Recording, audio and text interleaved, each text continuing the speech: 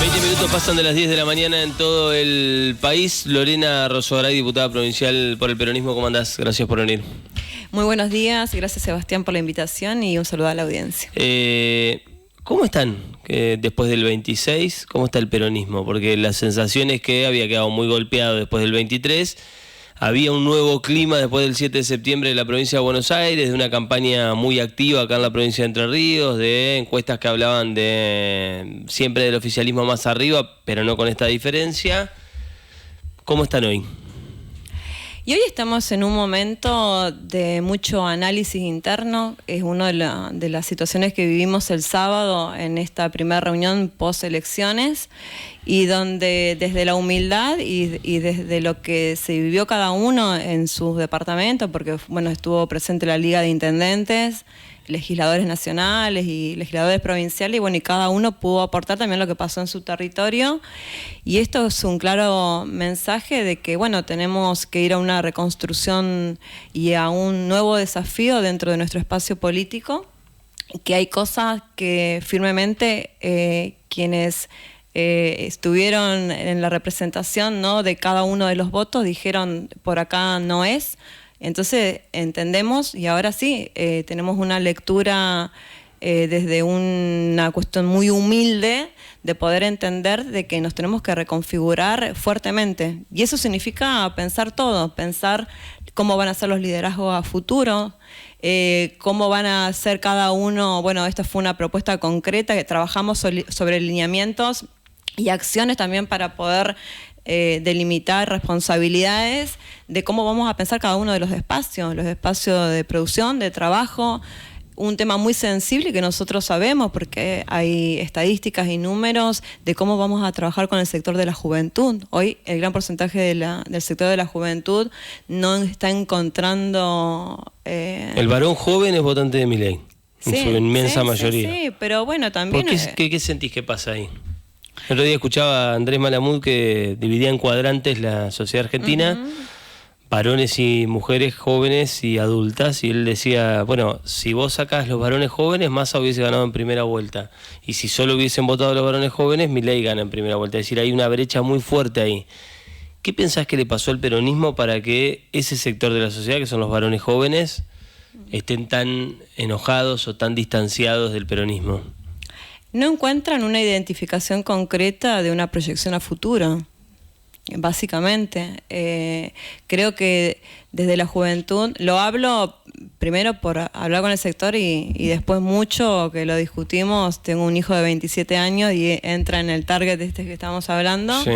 Y él también es un emprendedor y bueno, y la lucha día a día. Y bueno, y ¿Pero uno de tenés los un temas, hijo varón joven o tenés un hijo varón joven libertario? Tengo un hijo varón crítico que hablamos muy abiertamente y creo que desde ese lugar se pueden aceptar esto que nos pasa, ¿no? Que es uno de los grandes temas de nosotros, de salir de este corset o de esta estructura peronista muy arraigada, que muchas de las definiciones en la militancia era esto. Bueno, el peronismo tiene que salir de esta cuestión oxidada y reconfigurarse a futuro, porque indudablemente no estamos... Y eso hay que hacer un reconocimiento sano, porque si nosotros no tenemos estos análisis en relación a lo que nos están diciendo los sectores. La marchita, los dedos en B y la foto de Evita y Perón no alcanza más. Y si vos hablas hoy con la juventud, con los diferentes sectores, si vos trabajas, por ejemplo, decís, bueno, uno de los grandes puntos es la defensa de la educación pública. Vos hablás con los universitarios y el eje de la conversación pasa por otro lado. Entonces me parece que tenemos que ser mucho más abiertos y evaluar ejes o planificación de gobierno que vayan sinceramente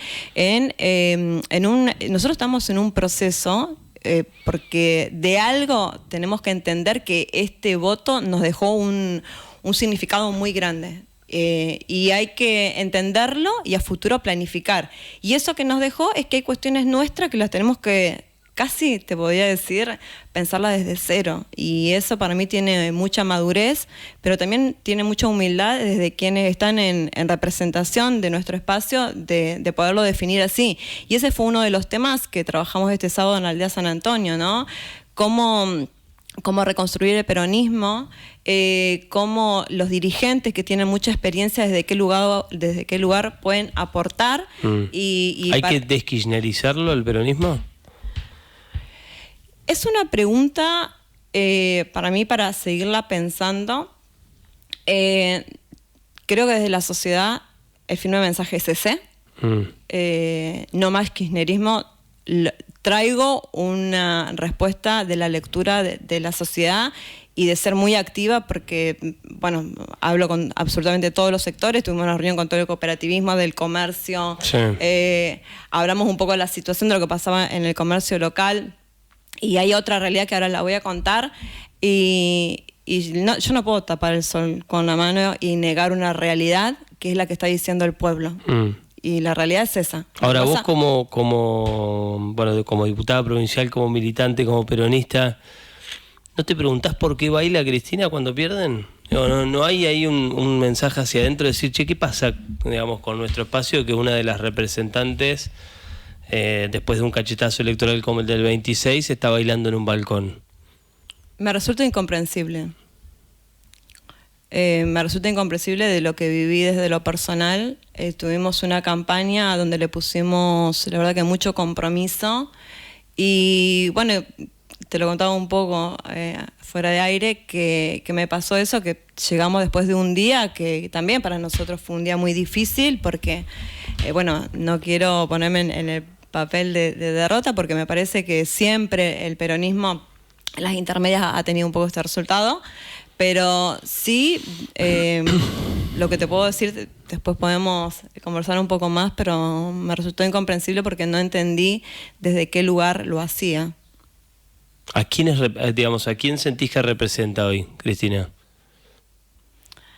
Y el sector más duro de la cámpora, del kirchnerismo. Viste que está esta idea de se volvió un partido provincial, es un partido de la provincia de Buenos Aires. O de hecho acá en Entre Ríos tenía candidatos puros con Gagliari y Rubatino y sacó el 3%. Yo no sé si el kirchnerismo es el 3% en la provincia, pero evidentemente hay cada vez menos aceptación. Sí. Nosotros, como espacio político, en lo general, con todos los que nos conforman, no estamos en un momento, como lo hablábamos el sábado, de esto, de decir qué compañero sí, qué compañero no. Sinceramente, tenemos que pensarnos de cara a lo que se viene, cómo nos vamos a organizar. Ahora eso me parece que es una discusión de puertas hacia adentro, que la dimos y que la vamos a tener que seguir debatiendo. Pero claramente también nosotros no podemos planificar en contra de lo que nos está diciendo el pueblo. Me acordé de vos, porque vos estás laburando un proyecto con el tema de los deudores alimentarios. Te lo comentaba un poco fuera de aire. Sí. Viste que hay una idea de Cintia Fernández, de no podés llenar el tanque si tenés deudas. Bueno, el deudor no puede entrar a los estadios de fútbol, creo que es una de las restricciones que hoy pesan. ¿En qué está acá en la provincia esta idea tuya? ¿Qué puede correr de eso? Bueno, bien, sí, en primera instancia la esencia del proyecto tiene que ver con aquellos deudores por alimentos que para que una persona esté dentro de esto hay un registro provincial de deudores alimentarios que son aquellos que no pagan por más de 6 meses la cuota por alimento de sus hijos, tengan ciertas restricciones.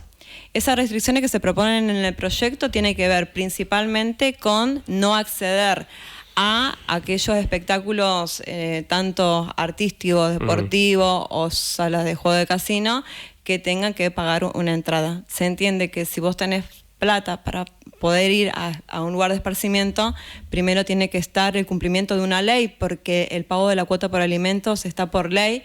Entonces también, en defensa también a esas madres que son jefas de familia, que la luchan día a día, que la situación está recontra difícil, sobre todo cuando vos llevas un hogar adelante y que esa cuota no está. Entonces me parece que esto también lo trabajamos con muchos abogados y abogadas de familia, que quizás no es la solución porque hay que implementarlo, hay que llevarlo a cabo, pero es una ley que se ejerce en otras provincias y que se ha efectivizado y que está bueno. Esto no tiene un orden o que no va esta ley hacia un castigo. Todo lo contrario, sí creo que va a la toma de conciencia de que hay obligaciones y que hay, sobre todo, niños de por medio que no pueden estar sufriendo porque hay una decisión casi inentendible de que ese padre no se haga cargo ni nada más ni nada menos que mantener a sus hijos. Así que en esta instancia está que por unanimidad se dio dictamen, así que lo pudimos trabajar con todos los legisladores, tanto del oficialismo y de la oposición. Recibí un gran apoyo, o sea que desde ahí debo de agradecer que se entendió que esta es una herramienta más para que se pueda efectivizar el cumplimiento de una ley. Y ahora este miércoles se le va a dar media sanción en la sesión que tenemos y ahí ya pasaría a la Cámara de Senadores para que ojalá y se convierta en ley. Pero más allá de la expresión de deseo, ¿qué sentís?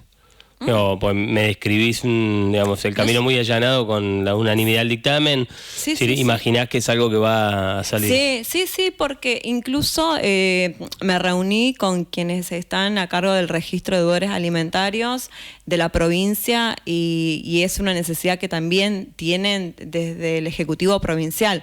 O sea que es un proyecto que al menos hasta ahora no he encontrado a ninguno de los actores que incluso invitamos dentro de la comisión que hayan dado una mirada negativa. Y eso está bueno porque entendemos que es un derecho en el que todos velan, sobre todo por la protección de lo más delicado y que tiene que ver con la niñez.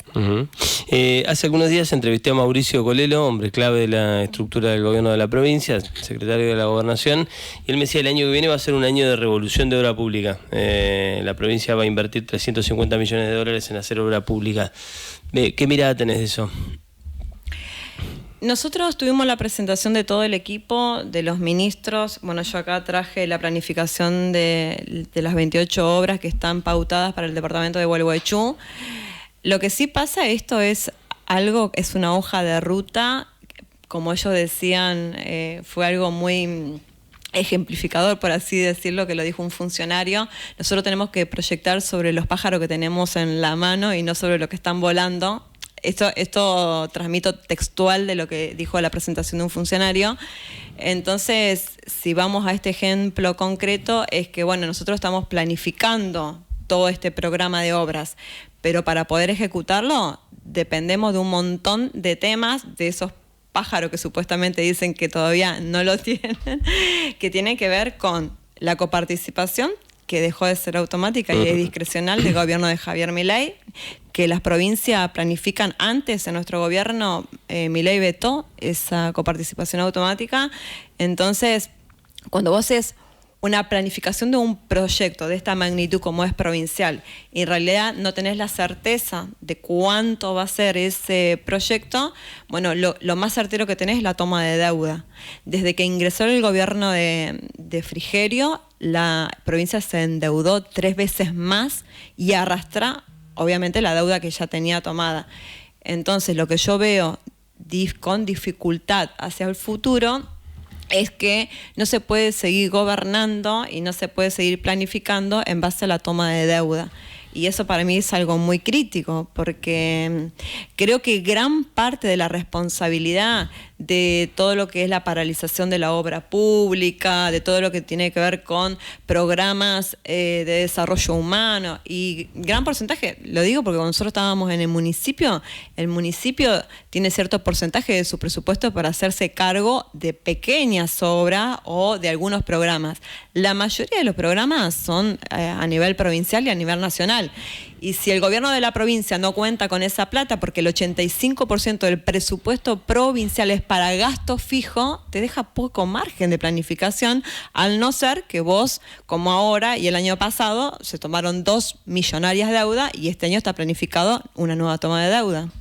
¿Y esas obras que vos decís, qué es lo que hay? Y bueno, hay de todo, de la de reparación de escuelas, por ejemplo, eso para mí es uno de los grandes temas centrales que estuvo planificado en el presupuesto anterior y la verdad es que se hizo casi nada. Eso es uno de los temas bastante complicados. Bueno, después tenemos la obra de un puente del arroyo El Sauce, la reparación del arroyo Gualeyán. Todo esto estaba en el presupuesto anterior para este año, que no se ejecutó y se vuelve nuevamente a planificar para este año para ver si se prevé presupuesto. Dentro de las 28 obras, espera que voy a sacar. Ahora, no se ejecutó porque no hay fondos, no solo en la provincia de Entre Ríos, no hay fondos para los gobernadores. Esta es una nueva lógica, digo, el gobierno, a mí me lo decía Cori el otro día, el gobierno nacional avala a los gobernadores que tomen deuda para obra pública, es un nuevo esquema en la Argentina. Exactamente. Bueno, pero es tal cual lo que vos decís, es un aval de una deuda. No significa que los recursos del Estado Nacional sea coparticipable. Es avalar una toma de deuda que se hace cargo cada gobernador. Por eso, una de las grandes críticas de la mesa de los gobernadores, cuando se reunieron en una primera instancia, ¿te acordás que era el Pacto de Mayo? Hubo después como un gran rechazo. ¿Por qué? Porque uno de los pedidos de ellos era esto, volver a la coparticipación automática, que no se volvió. Sí. Entonces, ahora, hoy esos mismos gobernadores, digo, en esto hay que darle, marcarle el crédito a Frigerio. Frigerio fue y se sentó cuando casi nadie iba, pero hoy esos gobernadores que se le habían plantado a Milei vuelven a estar cerca del gobierno. Sí, porque están en un punto, la verdad, muy favorable después de lo que pasó de las elecciones y por supuesto van a buscar fortaleza política desde ese lugar. Pero Frigerio fue uno de los mejores alumnos de Milei y sin embargo durante 2 años prácticamente no recibió los fondos o al menos hizo acciones administrativas para alguno de los fondos que le pertenecía a Entre Ríos y quizás se pueda dar, en este año de recibir alguna de esas demandas que se presentó.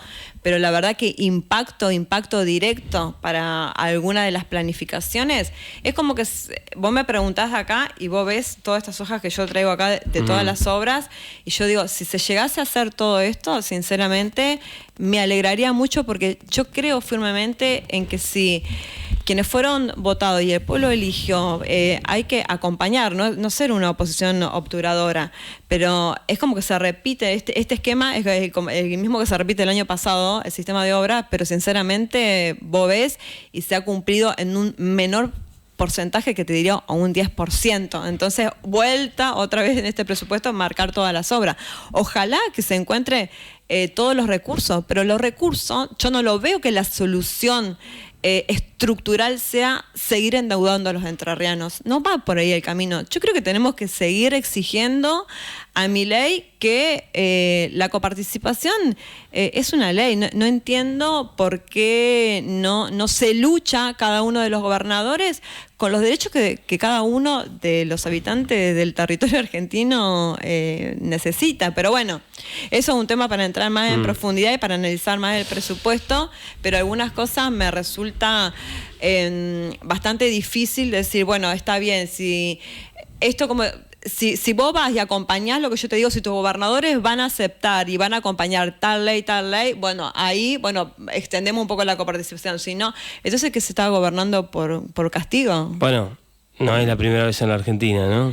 No, pero a ver lo que yo digo... Cristina apretaba a Scioli, que era gobernador suyo en su momento, así que no es la primera vez que vemos que un presidente tironea con los gobernadores de acuerdo a que acompañan y que no. Digo que no, pero sí lo que sostengo es la careta de decir que nosotros somos la transformación, con que venimos no más corrupción, un sistema de ficha limpia, de transparencia y de un montón de cosas, y vemos que después se vuelve a repetir la historia. Entonces me parece que si vos venís con una bandera en alto y después tenés las coimas, tenés un candidato narco, bueno, entonces como que a mí lo que sinceramente no me parece es esa contradicción de venir con una bandera tan helada. Se repite la historia, implícitamente estás reconociendo, digamos, la corrupción en el kirchnerismo. Yo reconozco, soy una defensora de la justicia, sí, y con todo lo que eso conlleva, ¿no? Estamos en un pleno proceso de causa Cuadernos, sí, y la verdad es que en mi rol como diputada, si estoy negando de que estoy en contra de la justicia, creo que sinceramente estoy teniendo una lectura errónea. Creo firmemente en los procesos y en las instituciones. Y bueno, y si esto se está llevando adelante, esperemos que finalicen los procesos y veremos. No me puedo salir a defender a cualquier situación. Estoy totalmente en contra de cualquier tipo de corrupción. Si una persona que está en un municipio hay algo que no corresponde, por más mínimo que sea, que vos me digas, bueno, no sé, esta hoja y no corresponde, es un hecho de corrupción. Se ha naturalizado tanto, lamentablemente, que yo soy muy crítica hasta dentro de mi espacio. Ojo, yo no lo estoy diciendo esto como diciendo, no, nosotros no, y ahora sí. No. Creo que el gran problema que tenemos dentro de la política es poder trabajar de puertas adentro en cada uno de los espacios, porque no es un tema solamente del peronismo. Está pasando ahora dentro de la Libertad Avanza, que también es un tema extremadamente sensible. O sea que me parece que continúa un tema del cual se apostó, la ciudadanía apostó, no más corrupción, queremos otra cosa, aunque sea quizás una característica que no nos guste de Milei, que sea un loco, pero va a ser la cosa que corresponde. Y sin embargo, yo creo que en los 2 meses previos a la campaña pasó de todo. Pero sin embargo, el voto de confianza sigue estando. Entonces también me parece que es una humildad muy crítica el reconocerlo, ¿no? Escuchás a Lorena Rosogaray, diputada provincial del PJ. ¿Por qué pensás que ganó? Digo, más allá de esto que hablamos al principio de la charla, viste que bueno, se habló mucho de ese plebiscito de la gestión de Milei, el rumbo económico del gobierno. Se habrá puesto en juego, bueno, hay quienes sostienen que también fue un plebiscito entre Milei y el caos y el miedo de la gente de que el lunes vuele todo por el aire si el gobierno perdía. En Gualeguaychú, en Entre Ríos, ¿sentís que, digamos, que las gestiones locales y provinciales aportan? ¿Cuál sentís que es la imagen que hay de las gestiones local y provincial de la gente? Hablando directamente con el sector concretamente, la situación no está nada fácil. Porque, bueno, nosotros hablábamos mucho, por ejemplo, con cierto sector de acá, todo lo que es Primera Junta de los Comercios y con todo lo que pudimos hablar de hoteleros y gastronómico, y ellos nos decían, a veces para gastar, para administrar efectivamente y no tener que cerrar, bueno, casi que atendemos los dueños, no tenemos más empleados porque no podemos reducir el gasto energético, tenemos que pagar el alquiler y son muchas cosas para tratar de sobrevivir y sobre todo con la apertura de las importaciones. Hay muchos productos que a veces es casi imposible poder competir y desde ahí es lo que yo digo, bueno, somos... nuestro país y Milei es tan fuerte defensor de Trump, sin embargo, él tiene una firme decisión política del cuidado a través de los aranceles de todo lo que es la producción local. Hay una política económica entre de Trump y Milei, son muy distintas. Exactamente, entonces vos acá no ves que haya, al menos si vos haces apertura de importaciones, pero tampoco ves cómo vamos a cuidar la producción local, el comercio local. Tendría que simultáneamente tener otro tipo de herramientas, porque acá no estamos hablando únicamente de que hay que reconfigurar, bueno, está bien, se abrió las importaciones, no sé, de repuesto, bueno, cambiemos de rubro, porque la situación, la reducción en casi todas las ventas de todos los sectores es alarmante. También estuve hablando con muchos prestadores turísticos y están muy expectantes de lo que pueda pasar en la temporada. Entonces lo que digo, para ser así muy simple en mi análisis, digo, bueno, a ver, está bien, hay que reconocer cuestiones que estuvo el voto de confianza post elección el lunes, que vos me preguntabas qué es lo que pasó. Sí, hay que reconocer que había un gran temor a que todo esto se pueda disparar, que, bueno, cómo se logra una estabilidad. Y en el sector de empresarios o en el sector comercial e industrial, lo que decían es, bueno, sabemos que toda esta estructura que se propone es quizás a un mediano y largo plazo, pero nosotros al menos los 2 años que quedan del gobierno de Javier Milei queremos ver cómo finaliza su mandato con este plan económico que está proponiendo. No lo comparto, en algunas situaciones no la comparto, porque si vos no tenés a todo lo que es la producción regional, bueno, ahora también lo que va a pasar, que quisiera ver cómo se reorganiza, yo no estoy tirando palos en contra, pero me parece un proyecto, por ejemplo, la eliminación del monotributo, que me gustaría saber qué tipos de herramientas simultáneamente... Sí, es muy confuso porque el presidente salió a contradecir, si querés, la charla que el ministro tuvo con los empresarios. Sí. En ese sentido generan una cuestión discursiva bastante complicada. Entonces... Vos cuando si vos tenés un comercio, cualquier actividad y no tenés previsibilidad en lo que va a pasar a futuro, es bastante complicado. Bueno, por eso uno de los proyectos que ingresó el viernes en la Cámara de Diputados tiene que ver con cómo se ve la previsibilidad a la hora de que vos vas a cargar nafta en tu surtidor, que antes era por ley y estaba avalado en el Centro de Defensa del Consumidor, de que vos no te encuentres con la sorpresa de que hoy aumentó X. De comunicar el aumento de la nafta. No tiene ningún argumento razonable de la eliminación de esa, digamos, que no sepamos que aumenta la nafta no se entiende. ¿Ustedes lo que proponen es que en Entre Ríos eso cambie?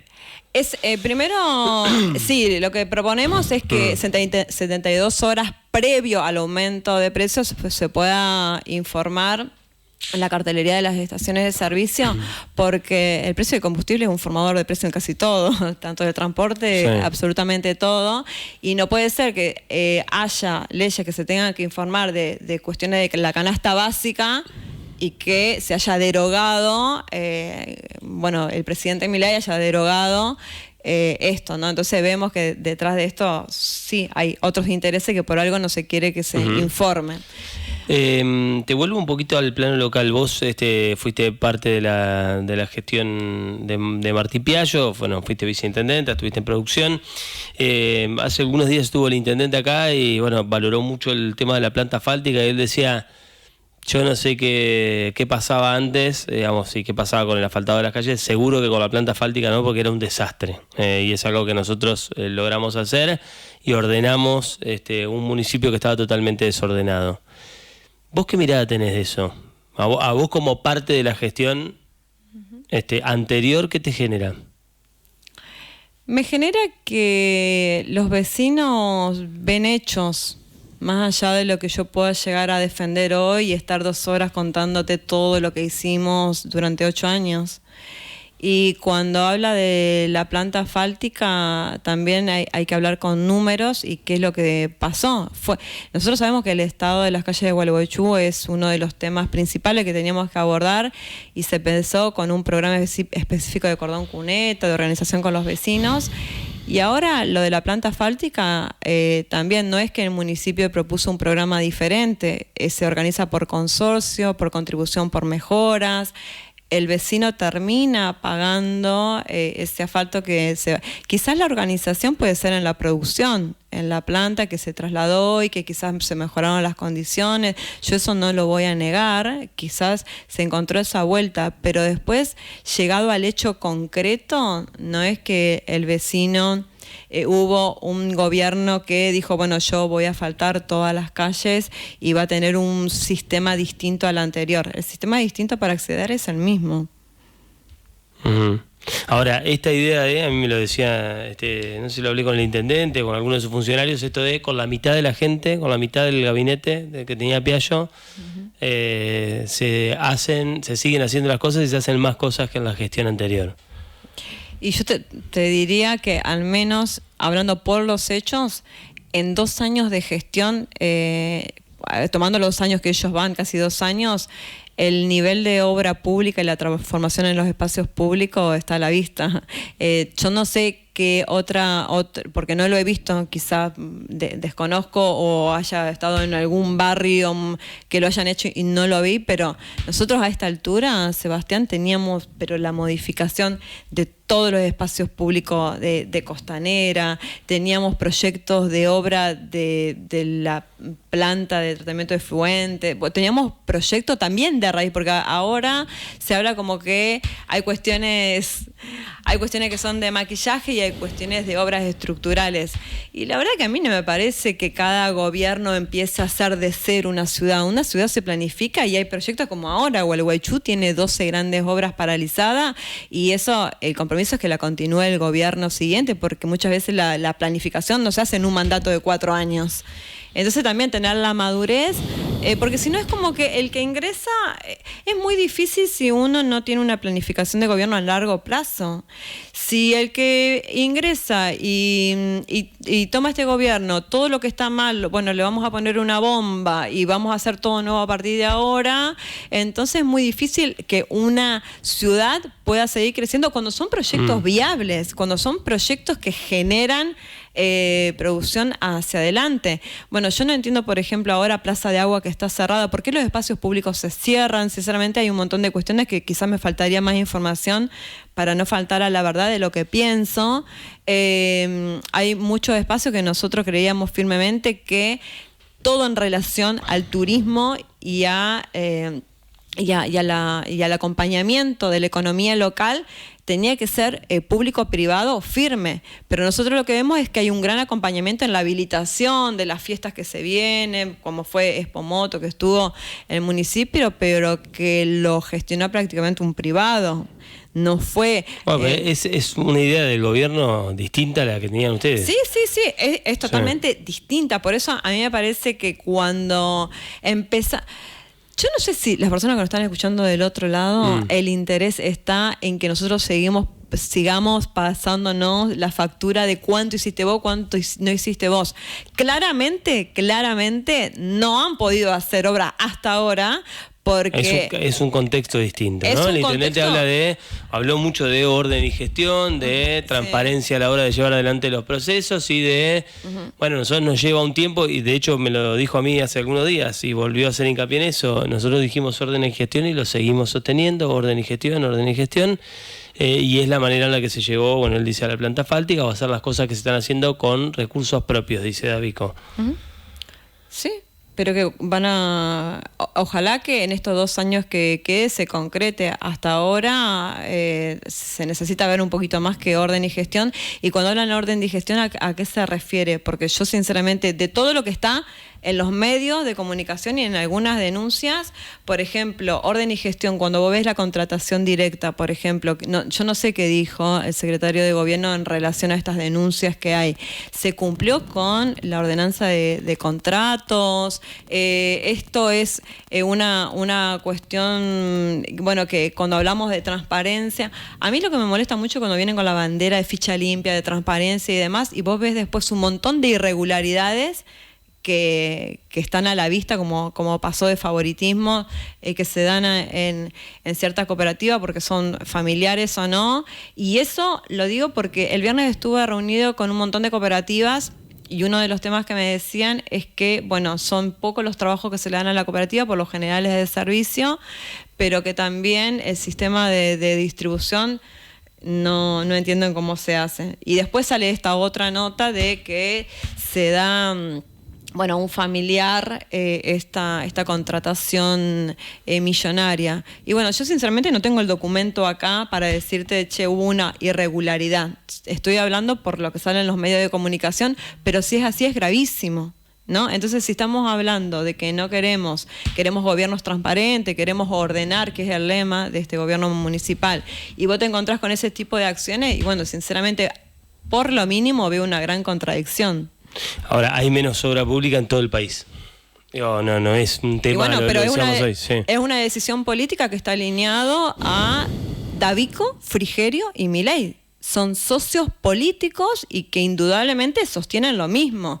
Porque si vos no sostenés, la obra pública es un gran reactivador y es el crecimiento. Cuando vos decís, bueno, yo quiero una ciudad que esté en perspectiva de crecimiento, no podés no hacer obra pública. No podés. Primero...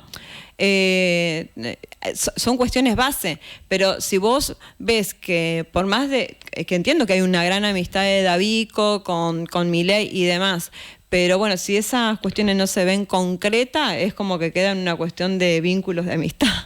La realidad, al menos por ahora, no se ve. Digo al menos por ahora porque yo en estos 2 años he visto que han sido excelentes, buenos alumnos, pero concretamente no he visto que hayan bajado más allá de los encuentros y más allá de la buena predisposición, que me parece bien que esté esa vinculación, porque cuando nosotros sabemos hay una línea de gobierno municipal, provincial y nacional, muchas veces se facilita la gestión. yo sinceramente hasta ahora no he visto que Gualeguaychú haya tenido un boom de obras por esa condición. ¿Cómo imaginás el peronismo? Vos me decías hoy, bueno, nos tenemos que replantear un montón de cuestiones. En lo local, ¿qué imaginás? No, pues uno volvió a ver la figura de Piaggio en esta campaña, caminando las calles de la ciudad, acompañando la lista de Fuerza Entre Ríos. ¿Qué imaginás a futuro? ¿Lo imaginás a Martín como candidato? ¿Qué ves? Sí, primero y básicamente, más allá de quiénes van a ser los candidatos, hay cuestiones de raíz que nosotros tenemos que replantearnos, que van mucho más allá de las personas y de quiénes puedan llegar a estar. Y esa cuestión es lo que te decía anteriormente. No podemos tener un diagnóstico errado a lo que la sociedad nos está pidiendo, por más de que no... Que quizás el diagnóstico nuestro haya sido otro, y bueno, creo que desde esas bases y desde la humildad de reconocer que hay muchos dirigentes que van a tener que estar participando de un lugar distinto. No siempre el lugar de acompañamiento de un gran proyecto político tiene que ser la ocupación de cargos. Y esto lo vimos ahora, una de las grandes internas fue esto, ¿no? Que por estar o querer continuar en ciertos lugares de representación, se desvirtuó lo principal. Y lo principal tiene que ver qué nos pensamos para adelante, más allá si yo tenga o no tenga ganas, o me elijan o no me elijan para estar en lugar de representación. Quizá en el 2027, porque no puedo hablar, por ejemplo, por Martín, porque seguramente él va a tener ganas, al menos de lo que hablamos en el último tiempo, de volver y de volver con todo, pero más allá de lo que cada uno pueda representar en el lugar que esté, esto es mucho más complejo de todo lo que vivimos antes dentro del mundo de la política, y eso es lo que tenemos que entender. Nada va a ser igual, la sociedad tampoco, hay muchos de los temas que ven que no quieren lo mismo, no quieren lo mismo más, en un montón de temas muy sensibles. A ver, uno de los temas sensibles que veíamos es, todo el presupuesto al Garrahan. Entre Ríos es una de las provincias con mayor derivación al Garrahan, y sin embargo ves que a pesar de todos esos temas grandes y sensibles que tiene que ver con la educación, con la educación pública, con los temas sensibles de salud, con el recorte de muchos de los programas, y sin embargo, y a pesar de todo eso, que para mí son temas gravísimos, se continuó el voto de confianza hacia el gobierno de Javier Milei. Entonces, desde ahí me parece que no podemos tener una lectura errada y seguir con viejas prácticas de nuestro espacio, de las cuales ya no van más. Gracias por venir. No, por favor, un cariño a toda la audiencia. Lorena Rosogaray, diputada provincial del PJ, pasó por la mañana de Ahora o Nunca. 10:57 en todo el país, hasta el mediodía del programa. En Gualeguaychú, Ahora Cero. Ahora Cero. La radio que te mantiene informado.